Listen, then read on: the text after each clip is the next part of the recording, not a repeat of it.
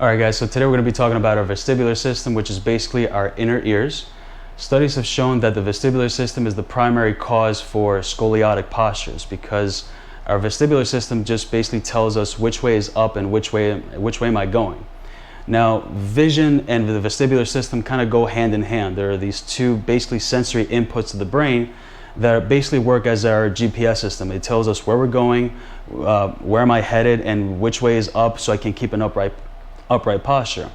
Now, to assess your vestibular system, your balance, there's this test called the Romberg test. The Romberg test is basically you standing with both feet mashed together, and as you're standing, you just want to see if you're noticing any swaying.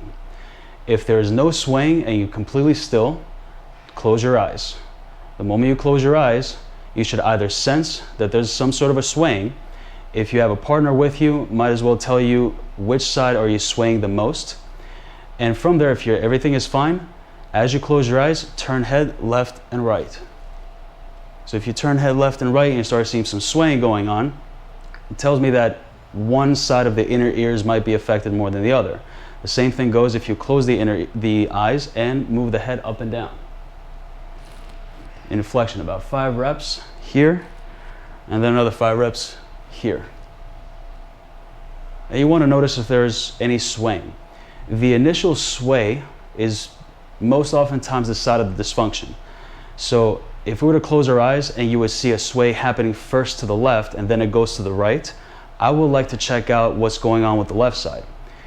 To help you address this, we're going to do this thing called the VOR. It's a vestibular ocular reflex. So vestibular ocular reflex, which basically means, can I keep my eyes fixated on the target while my head is moving in different directions?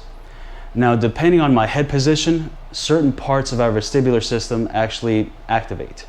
We have these 3 loops in our vestibular system. It's called the posterior canal, the anterior canal, and the horizontal canal. The anterior canal basically assesses or actually controls anterior motions of the head. The posterior canals assess and actually activate the posterior motions.